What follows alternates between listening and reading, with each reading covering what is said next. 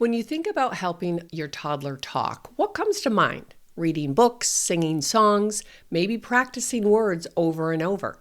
But here's a surprising truth. The foundation for clear talking doesn't begin with words at all. It begins at birth with sucking and swallowing and mouthing. Every time your baby puts a toy, his hand or your hand, or even the corner of the blanket in their mouth, they're practicing the same movements they'll need for chewing and talking. So mouthing isn't random. It's a God-designed stage of play that exercises the jaw, the lips, and the tongue. By 6 months of age, when your baby is introduced to real foods, those same muscles are already warmed up for the harder work ahead. Think of it like training to learn how to become a rock climber or any sport, but rock climbing to me is a good visual. You don't just walk up to the mountain and start climbing. No, first you have to make sure you're in physical shape, right? Maybe lose some body fat, build some muscle, build strength and flexibility, build the connection between the brain and the body, some coordination. All of that makes you ready for someone to show you the moves. And with consistent practice, you become more fluid, right? More confident and skilled, and then stronger over time. Well, speech works the same way. If toddlers don't have the physical foundation, jaw stability, lip strength and control, tongue coordination, words don't come out clearly. And yet, too often, children with unclear speech are rushed into word drills long before their mouths are even ready. I see it with well-intended teachers and parents and even grandparents, but also speech-language therapists like myself, where they're missing a whole plethora of skills getting them ready for real clear speech. So without the pre-training first, daily exercises through natural suck and swallow, whether it's breastfeeding or bottle feeding, frequent mouthing and exploring. That's why I'm always nudging you guys, let them explore. Then building that cooing and babbling with you, the primary caretaker, your entire family. That builds that social communication, but is also timing and organization of motor planning, listening and imitating another person, right? And then there's that purposeful introduction to solids led by you. It's all the same as learning the preparedness to rock climbing, right? But without that strength and coordination and without practice some of those precursor moves, you won't be ready. So without the physical foundation of the jaw and the lips and the tongue, we need that strength, the coordination, and control. Then words have nothing to grow on, nothing to be built upon. So I want you to really think about what goes into your daily life in those first 12, 16, 18 months. Getting your child ready to articulate, to speak, to produce clear words from the get-go. Many 2-year-olds are pretty darn clear, right? So that's why I want us to take a closer look at what's really happening in those early months. Because once you see the sequence, the pattern, and how they're all connected, you'll never look at mealtime or speech playtime the same way again. So if you're new here, welcome. I'm Erin Hyer, pediatric speech-language therapist with over 35 years of early intervention. And back in an earlier episode, actually close to 3 years now, I first shared the link between chewing and talking. And since then, I've heard from so many parents and grandparents who are still struggling with picky eaters or unclear speech or slow talkers, mealtime battles, all of that. And you're feeling pulled in 10 different directions because there's a lot of noise out there. There's a lot of misguided information. And I wanted to come back and revisit this because I want to be clear. Right? I want to help you see the dots and then connect the dots and then make some practical advice. Because the truth is, this message, I feel, in 2025 is more urgent than ever. And I think it's no accident that this conversation comes up. As a country, we're waking up to the need of how do we raise healthy children. And yes, it does fall under the umbrella of Make America Healthy Again. Because honestly, I think it starts with our kids. And once we, as a family, have children and we're looking at them, like how do we protect you and guide you and nourish you, then the whole family can turn some perhaps bad habits into good habits. So I think mom and dad and grandparents, you all are in a perfect place, the perfect time to prevent these issues before they really take root. And that's a big piece to my mission here. You don't need any more noise or chatter, right? You need clear, solid guidance, a clear path, some do's, some don'ts. Make it less complicated so you can really implement. So in this episode, we'll dive into why chewing matters for talking and how it builds that foundation, those precursor skills for speech, like I said, attention, and self-regulation. And all of those pieces fit together for your 1-year-old, 2, 3, 4, 5-year-old to really build their language and social communication, their thinking and reasoning, and then, take the ball and run with it, right? In a separate episode, we'll look at something that I think is a huge problem right now. I refer to it as the pouch problem. Why commercialized purees are holding kids back and how you, mom, dad, and grandparents can confidently break free from that. But for today, let's start at the very beginning and walk through the sequence step by step, right? So you can get this picture of how feeding and speech development really unfold together and support one another. So babies are born with a set of survival reflexes, and I'm sure most moms and dads out there understand this, right? They have that sucking reflex, a rooting, and the swallow reflex. But there's also chewing. Chewing is a reflex. And so even with newborns, if you take your little pinky finger, a clean one, and you press back on their back molars, their gum line, right? A newborn, they'll bite, right? That reflex.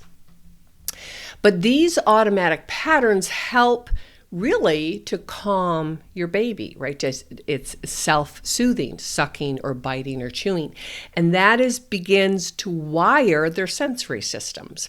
That's where self-regulation comes into, being able to process different sensory inputs, auditory, visual, tactile, and proprioceptive. How does my body feel in space? But here's what I think most parents and even, caregivers don't realize. The way that these reflexes unfold and the sequence of development matters big. It always starts with the jaw, right? And so, yes, you have the torso and you have the limbs. But when we look at eating and talking, it really has to stabilize itself in the jaw. So first, the jaw has to build strength. And with that strength, then they can stabilize. And that stability then allows what we call disassociation, which is the ability to hold a muscle and move tiny muscles in isolation around it, right? And I've talked a little bit in the past about this, right? We stabilize our torso and we can move our limbs, right? We stabilize our torso and we can move our head. And then we stabilize our head and we can move our jaw. And then we stabilize our jaw and we can move our lips. Stabilize our lips and we can move our tongue. That's the developmental hierarchy. It's not random. There is a sequential process to all of that. But without strength and stability, everything collapses, right? Just like if we don't have a good, strong core, we're not very good at climbing the stairs or running up a hill, or we're not very good at swimming. We're not very good even at sitting up in a chair for long durations. We get tired easily. Well, the same thing happens with speech, right? Speech sounds run together. They get mumbled in our mouth because the jaw isn't strong or stable. The clarity gets muffled. Some kids do have a lot of saliva in their mouth because they don't even have this sequential pattern to, oh, I feel saliva collecting in the back of my mouth. I better swallow it and clear their throat. So all of these developmental skills work together. But if a child is mumbly or unclear in their speech, let's always first look at the jaw. Right? Think of the jaw as the foundation to a house.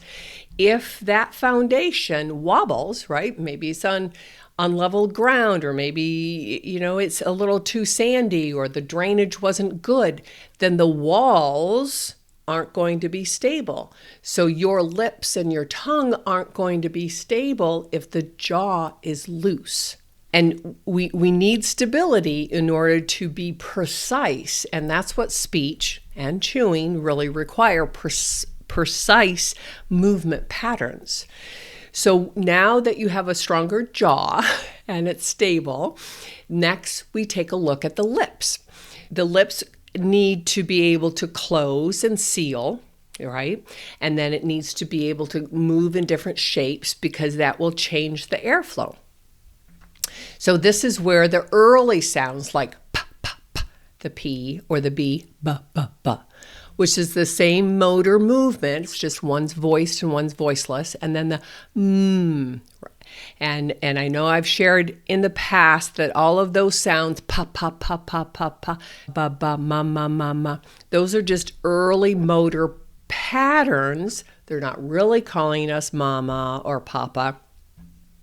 We take hold of those speech sounds and we use them as our names, but it's really just how the lips are beginning to strengthen and coordinate in all of this early motor motor play, right? But then the tongue at the same time, I have always looked at the tongue as one of the most remarkable muscles in our whole body, right? And it's really actually a system because there are 4 pairs of muscles that make up our tongue. And unlike any other muscle in our body, it has a point of origin in the back, right? It's attached to the back of your throat. But it doesn't have a point of insertion. So it's not fixed anywhere else, like our bicep is attached to our shoulder and our elbow, but the tongue is only attached in the back. So that means that it has to develop internal stability, right? Constantly finding a way to stabilize itself to make those finer and finer motor patterns. And it has to do that inside our oral cavity. Just think of the made-up word supercalifragilisticexpialidocious, right? It's just rolling from one sound to another. I've memorized that pattern, but it's just requires a lot of fine motor skills and motor planning and precision.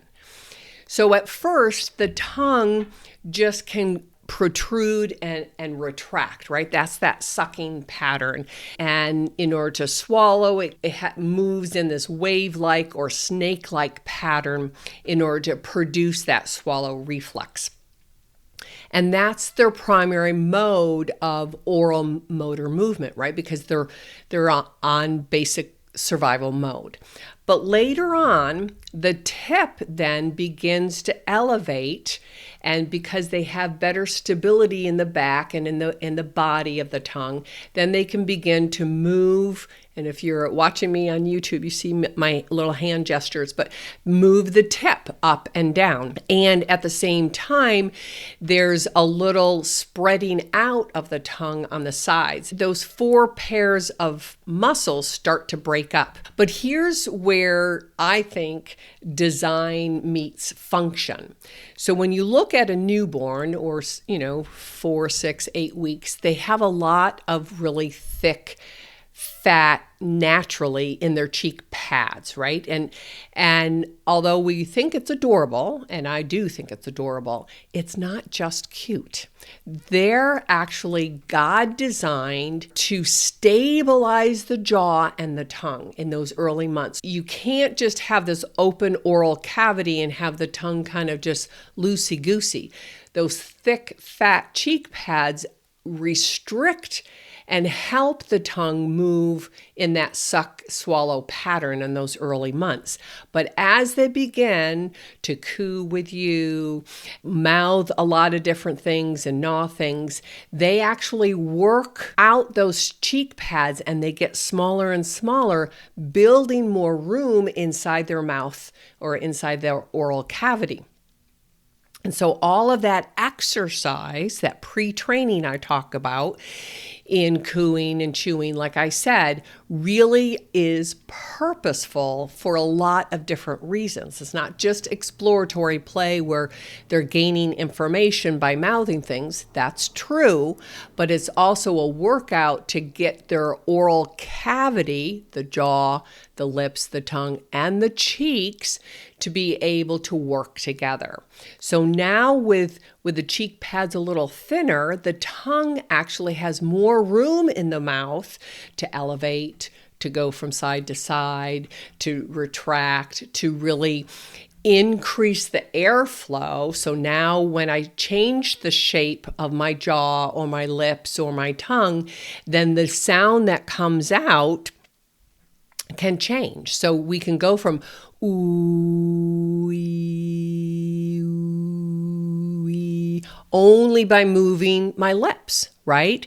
And so there's a lot of oral motor play in that first year of life to really prepare them for the right shape and function of their whole oral device, right? So this fine tuning is really what gives clear speech later on. And that's how all of these pieces fit together.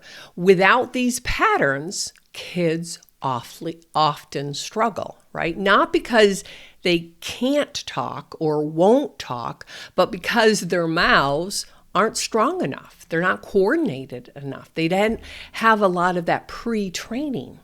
So that's also why when I first meet any child, one of my very first questions is about their feeding history.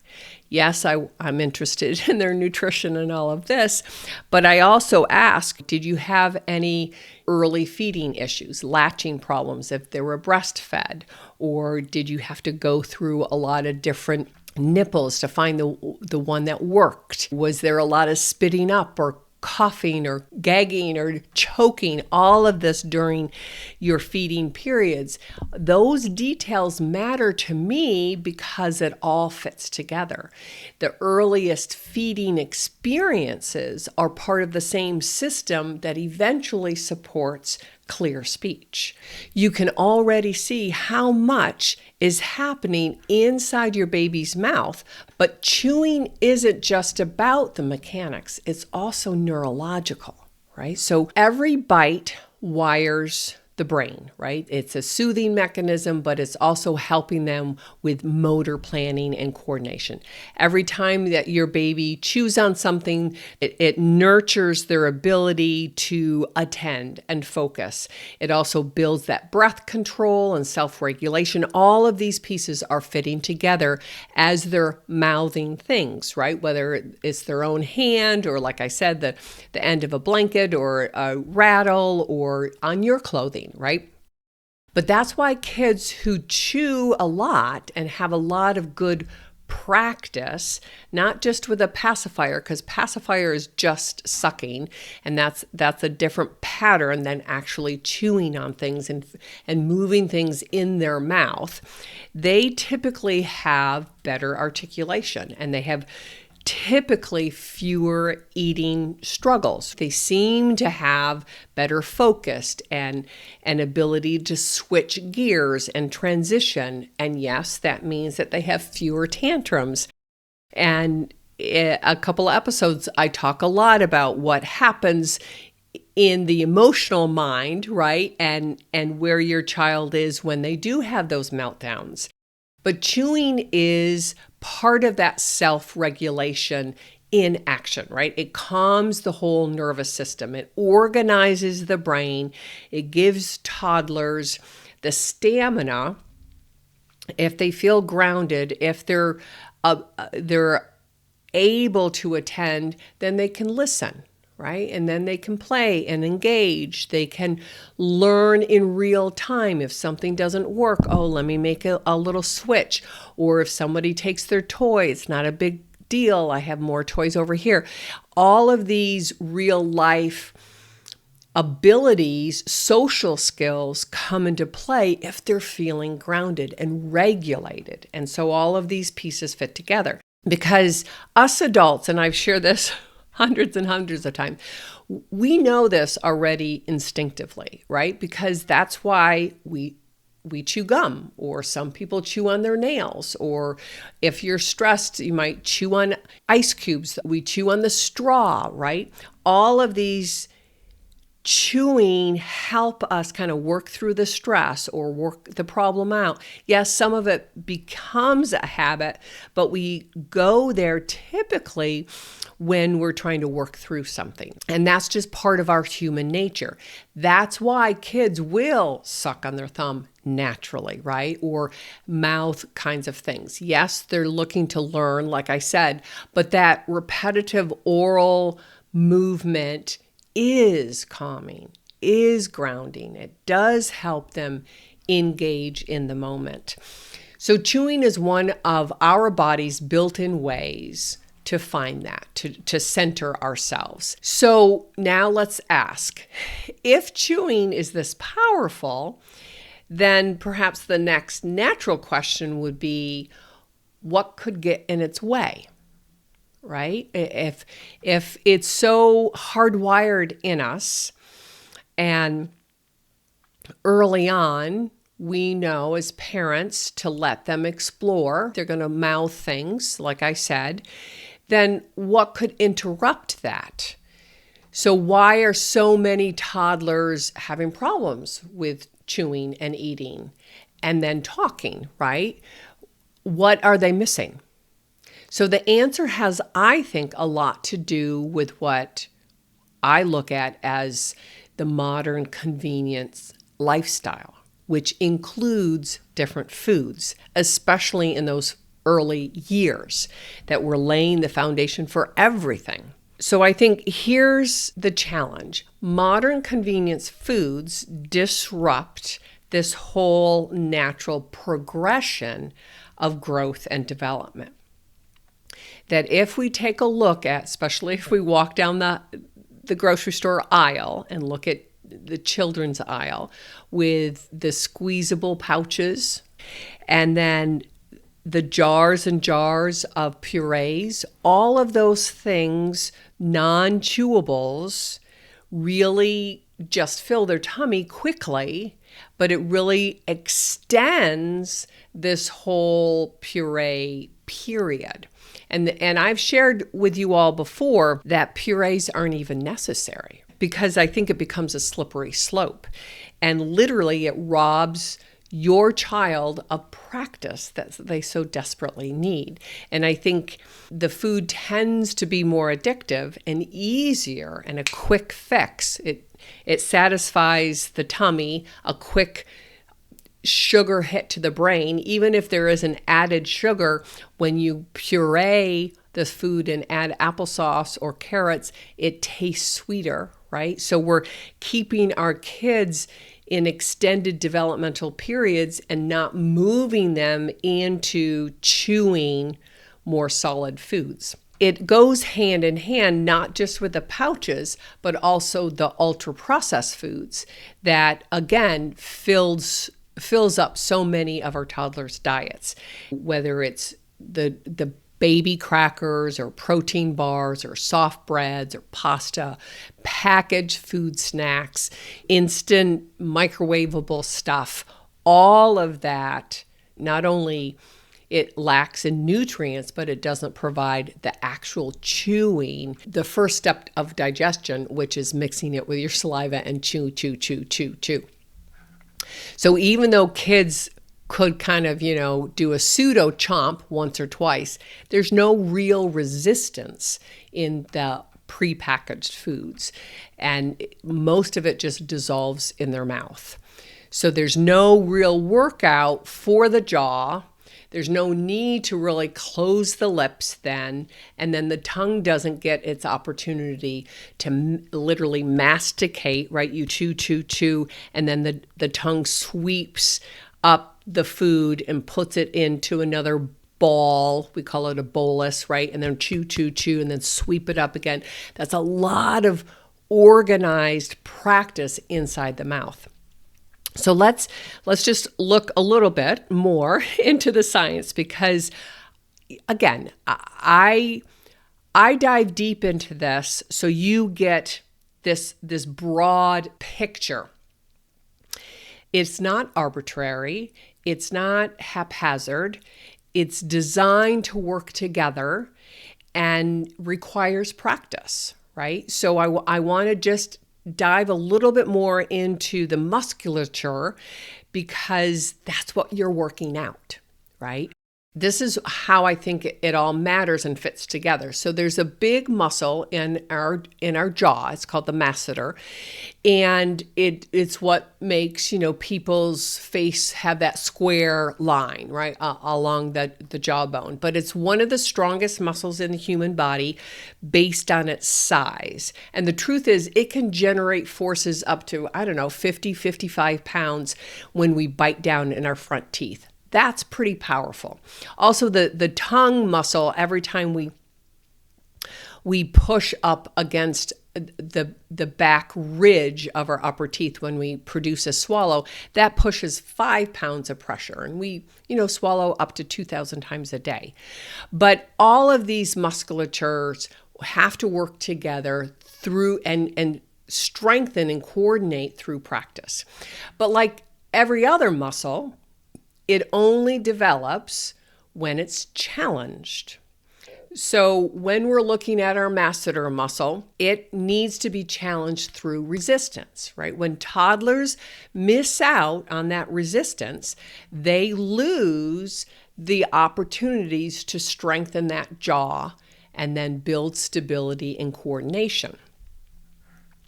And so when we're talking about clear speech, if we have a low tone jaw, then we're not going to have very clear vowels. All of the vowels come from the jaw height, right? And then we're not, like I said earlier, if we don't have the strength and coordination and stability of the jaw, then the lips and the tongue are kind of moving loosey-goosey. Everything is connected. So the healthy, strong jaw supports lip closure at rest as well. So I'm always suggesting to parents just to take a minute or two or look in your rearview mirror when they're in the back and look at them. What's their posture at rest, right? Are the lips closed? Are they strong? Are they capable? Naturally resting. And when that happens, then the tongue is resting against the hard palate in the middle of the oral cavity, in the middle of the mouth. The tongue isn't hanging forward, right? That we want the tongue, if the jaw is closed, so the back teeth are not quite touching, right? I always say to parents, it's sort of like if you could slide a piece of paper between your back molars, but the lips are closed And the tongue is resting up against the roof of your mouth, ready to spring into action for any speech sound or to produce a natural swallow of your own saliva. So all of those pieces fit together: the jaw strength and stability, the tongue resting at the roof of the mouth, the lip closed, forming an excellent posture, balance, and flow. The final piece to this that a lot of parents don't quite understand. Speech pathologists don't either, unless you go digging deep. But all of this proper positioning, strength and coordination, this is the position that also sets your child up for nasal breathing. And that's one of the most critical pieces to this whole discussion, because it's the healthiest way to breathe. That's our natural filter system. So when we have a stable jaw holding everything in place, and the lips are closed, and the tongue is snug against the roof of the mouth, then the airflow through the nasal passage is open and clear. And in another episode, I'll go a little deeper, but here's the short version. When oral structures are weak, kids often fall into open mouth breathing. And this has become very, very common. And unfortunately, it's now looked at as a relatively new normal. But the truth is, when we allow our kids to become mouth breathers, chronic mouth breathers, I mean, if they just have a cold for a couple of days, and that's a whole different thing. But we're looking at chronic, that this becomes habitual. Then that can impact facial development. It contributes to crooked teeth, dysregulation because they're not getting the nitric oxide, the air isn't being filtered. When you're a mouth breather, it disrupts your sleep patterns, and then that increases your chances for more frequent infections and allergies, and the list goes on and on. I think, again, we have to look at structure and function. And it's truly a God-given design when you start looking at how the pieces work together and how we as human beings grow and develop these skills. So it's not just about eating and talking, although that's kind of the output, right? But each part working together is preparing for a healthy lifestyle, right? To reduce the chances of allergies or infections, to build healthy sleeping patterns. And that all prepares them for good, solid talking and social communication. And then that allows them to learn in any environment. So all of these pieces are always fitting together. And I'm not just picking on purees right now, but this is a big piece. I just had a discussion with a room full of moms who had, 8 or 10 5 and 6 year olds or 5 and 6 month olds. And we were talking about introducing solid foods. And I told them, just skip the whole puree, quote unquote, stage. But they were never necessary, not 100 years ago and not today. Our kids' needs haven't changed. If you think back 50, 80 years ago, families just mashed up the sweet potato with a fork and then gave it to them in a bowl, right? Or maybe some soft squash from the table. They knew instinctively how to stew up the meats so they're mashable between your thumb and your index finger. You want them soft enough, but that's perfect for your baby at 6 months with no teeth, but very, very hard gum lines, right? The teeth are just below the surface there. You've given them 6 months of chewing, so their masseter muscles are ready, right? But 100 years ago, no blenders, no commercial jars. If you dive deep into where baby foods, Gerbers came from, in the turn of the century, it was all commercial. But prior to that, People just made real food from the family meal, right? Real texture, real resistance, a variety of tastes. But when toddlers skip this chewing resistance opportunities, right, with a wide variety of foods, yes, in the beginning, they're going to be al dente, right? Softer, more softer than harder, but there's still going to be some resistance. But if we just give them pureed foods, then they miss out on thousands of reps, right? We're not preparing them physically to become a good chewer and eater and swallower and talker and breather and all of that. We're impacting structure and function, right? Reducing healthy breathing through the nose, which then disrupts sleep, which then disrupts growth. It becomes this domino effect in a heartbeat. I've seen it hundreds of times. Instead, we want to avoid articulation delay, right? Or picky eaters, or poor attention span. We can avoid all of that. We can also avoid the meltdowns and the chronic mouth breathing. All of these things might appear casually once or twice, if, like I said, if they have a common cold, or if they're going through a phase and they're just not interested in eating today, okay. But it's not going to be the normal. It's not going to be chronic. It's not going to be their eating habit, right? I know this can feel like a lot. And so I wanted to look at the science, the biology. I want you to understand how the pieces fit together. And before I ask you to kind of do some reflection, right, I want to think about this, that it's not about guilt. It's not about shaming anybody. We're all just learning, right? And we don't know what we don't know. And that's why I keep coming out on these episodes, because I want to tell you the truth. I want to clear up some of the lies and distortions that have been fed to us, no pun intended. But you, mom and dad, and even grandparents doing it the second time around, you're learning on the job. And, most of the grandparents are my age, in the sense that we didn't have quite the same questions. I think the food industry wasn't quite so insidious, and we didn't have a lot of the noise with social media and whatnot. And so I think there's this internal battle going on, because the external world is fighting with one another louder and with more compassion. None of us do this perfectly.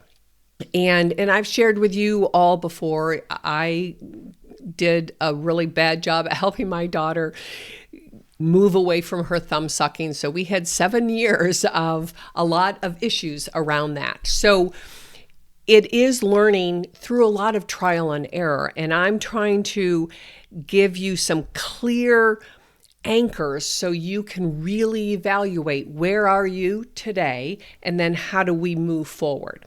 So with that in mind, I want you to think about this. What did your baby's first foods look like? So maybe you're dealing with a 3-year-old. I want you to look back and say, okay, how did I handle those first 6, 8, 12 months? Did you lean into jars and pouches?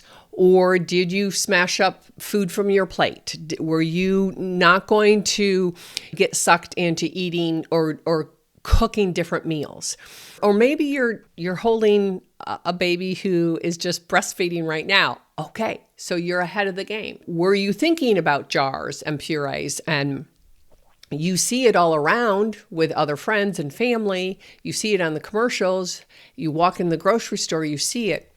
Can you choose differently, right? And then as your toddler has grown, did you cave to some of their fussiness and not give them enough opportunities to practice chewing? Or did you end up leaning more into the convenient snacks, especially in the car or in transitions? Because I think that's the easiest place to just throw a few things in your backpack and let's go. I want all of us to be much more mindful of the food choices we make. That if you have an older toddler or even a preschooler, do you still default to some of these soft foods and quick pouches instead of real chewing? And I've talked a lot about how can we get them more interested in a variety of foods. So just start asking yourself some of those personal questions. And then honestly, take a lovingly look around your house. Look in your pantry. Look in your fridge. What kinds of foods are you leaning into? And how can you turn those around if you find yourself in more of the convenient packages? Do you lean heavily into those ultra-processed soft foods because you're worried that they're not getting enough calories? And are you open to swapping out a few items or maybe restructuring your grocery list and shop more on the peripheral? Because every single grocery store, the aisles have the processed foods, the single ingredient, the meats, the produce, fruits and vegetables, the cheeses, the milks, the yogurts, all of those are on the peripheral of any grocery store. Could you meal prep? And if you do feel like you're meal prepping, take a clearer look on that and how could you switch it out even more? And if you're not sure where to start, that's okay. At least you're opening your mind to asking some of these questions. You don't have to figure it out all at once or all alone. Reach out to me. I get questions all the time. I get great emails, and I'll share with a few of them from grandparents a lot, but a lot of moms and dads, right? One dad felt a little left out. He goes, I wish that you would include caretakers across the board. I include you, but sometimes I focus on moms first because typically 9 times out of 10, we're in the driver's seat, at least for those first 3-5 years. Not to say that dads aren't important, they are, and all parents are important. I can speak to moms because I am a mom, right? But reach out to me. I can help point you in this direction or that direction. I can provide sample food lists, which I think is an upcoming episode in my new Thursday Talking Toddlers for my email insider group. And if you haven't joined then, please do. There's a link down below. But this is about awareness, right? And making small shifts, not looking to be perfect and knowing that it's going to be a process. Because once you begin to see and understand how the pieces fit together, then you can make the changes, right? And nobody's going to make lasting changes if you try to change too much too soon. In the end, your child's brain, their body will respond to all of this. And the more you can kind of pull them in and be an active participant in grocery shopping and cooking and cleaning and putting these things together and setting the table, then they'll be more engageable with all of this. So your takeaway today is chewing is talking in disguise. Think of it that way, right? It's not optional. It's not just about calories or survival. It's really about building that physical foundation for clear speech, better self-regulation, and lifelong healthy habits. It's all interwoven. The bigger picture is, I think, and I've mentioned this earlier, but we want our children to be healthy. And that fits into this movement of Make America Healthy Again. But I really think it's Make America's children healthy again. It starts in the kitchen, around our tables, in the grocery stores. Every meal is an opportunity to build strength and clarity and connection. And I know you've heard this before, but I really think that it's true that you are your baby's first and best teacher. You'll always be. And you're not in it alone. I'm here. Reach out to me.